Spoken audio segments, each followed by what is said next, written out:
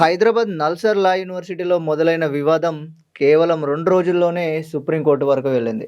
ఒకవైపు CJI justice సూర్యకాంత్‌ను కాన్వకేషన్‌కు ఆహ్వానించడంపై విద్యార్థులు అభ్యంతరం తెలుపుతుంటే, మరోవైపు విద్యార్థులపై చర్యలు తీసుకోవాలని bar council of India BCI నిర్ణయించింది. అయితే ఈ వ్యవహారంలో కాక్రోచ్ జనతా పార్టీ సీజేపీ రంగంలోకి దిగడంతో కథ మరింత ఆసక్తిగా మారింది. అసలు ఈ వివాదం ఎలా మొదలైంది? దీని వెనుక కారణాలేంటి?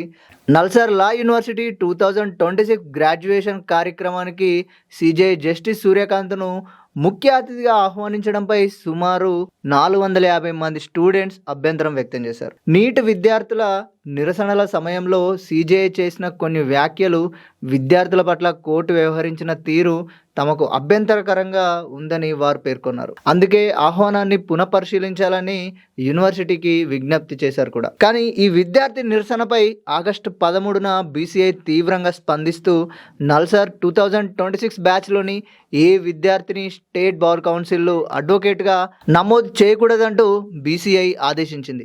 అంతేకాదు, ఈ నిరసన వెనుక ఎవరున్నారు, ఎవరెవరు విద్యార్థులను సమీకరించారు అనే విషయాలపై నల్సార్ వైస్ ఛాన్సలర్ నుంచి ఒక రిపోర్ట్ కూడా కావాలని కోరింది. ఇక్కడే సీజేపీ వైల్డ్ కార్డ్ ఎంట్రీ ఇచ్చింది. CJP founder Abhijit Dipke BCI నిర్ణయంపై చాలా తీవ్రంగా స్పందించారు. What if all legal cockroaches come together అంటూ ఆయన సోషల్ మీడియాలో పోస్ట్ చేశారు. అంతేకాదు, బీసీఐ నిర్ణయాన్ని వెనక్కి తీసుకోకపోతే నిరసనకు దిగుతామని సీజేపీ హెచ్చరించింది. CJP co convener Sourav Das కూడా బీసీఐ ఆదేశాన్ని తీవ్రంగా తప్పుపట్టాడు.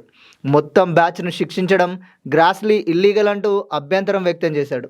లా స్టూడెంట్స్ విల్ రైజ్ అంటూ ఉద్యమానికి సిద్ధమయ్యారు.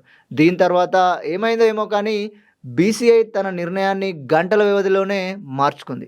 నల్సార్ 2026 బ్యాచ్లో తప్పు చేయని ఏ విద్యార్థికి నష్టం జరగకూడదని స్పష్టం చేస్తూ విద్యార్థులందరూ తమకు నచ్చిన స్టేట్ బార్ కౌన్సిల్లో నమోదు చేసుకోవచ్చని తెలిపింది. అయితే విద్యార్థుల నిరసనపై విచారణ మాత్రం కొనసాగుతుందని చెప్పింది. సీజేపీ మాత్రం ఇక్కడితో ఆగలేదు. అభిజిత్ దీప్కే బీసీఐ చైర్మన్ మానన్ కుమార్ మిశ్రాపై విమర్శలు గుప్పించాడు. ఆయన రాజీనామా చేయాలనే డిమాండ్తో ప్రచారం చేసే అవకాశం ఉందని సంకేతాలు కూడా ఇచ్చాడు. అంటే విద్యార్థుల నిరసన, బీసీఐ యాక్షన్, సీజేపీ ఆందోళన హెచ్చరిక, బీసీఐ యూటర్న్, ఇది మొత్తం కేవలం కొన్ని గంటల్లోనే జరిగిపోయింది. కానీ ఇంకో ట్విస్ట్ ఏంటంటే, ఆగస్టు 14న ఈ వ్యవహారం సుప్రీంకోర్టు ముందుకు వెళ్ళింది. సీజేఐ జస్టిస్ సూర్యకాంత్ నేతృత్వంలోని ధర్మాసనం బీసీఐ తీరుపై తీవ్ర అభ్యంతరం వ్యక్తం చేసింది. స్టూడెంట్స్ శాంతియుతంగా నిరసన చేస్తుంటే బీసీఐ ఎవరు చర్య తీసుకోవడానికనే స్థాయిలో కోర్టు ప్రశ్నించింది. ఇది తనకు విద్యార్థులకు మధ్య ఉన్న సంభాషణ అని సీజేఐ వ్యాఖ్యానించాడు కూడా. విద్యార్థులకు శాంతియుతంగా తమ అభిప్రాయాన్ని వ్యక్తం చేసే హక్కు ఉందని స్పష్టం చేశారు. సుప్రీంకోర్టు బీసీఐకి నోటీసులు జారీ చేసి వివరణ కూడా కోరింది. నల్సార్ స్టూడెంట్స్, ఇతర నేషనల్ లా యూనివర్సిటీల విద్యార్థులు, ఫ్యాకల్టీపై ఈ వివాదం కారణంగా శిక్షాత్మక చర్యలు తీసుకోకూడదనే దిశగా కోర్టు జోక్యం చేసుకుంది. ఇక్కడ మరో ఆసక్తికరమైన విషయం ఏమిటంటే, బీసీఐ చైర్మన్ మానన్ కుమార్ మిశ్రానే సీజేపీకి స్పందించారు.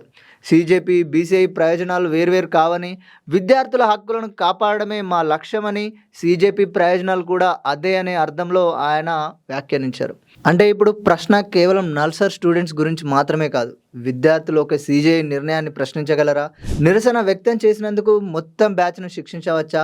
లా విద్యార్థుల భవిష్యత్తుపై బీసీఐకి ఎంతవరకు అధికారం ఉంది? విద్యా సంస్థల్లో డిసెంట్కు ఎంత స్పేస్ ఉంది?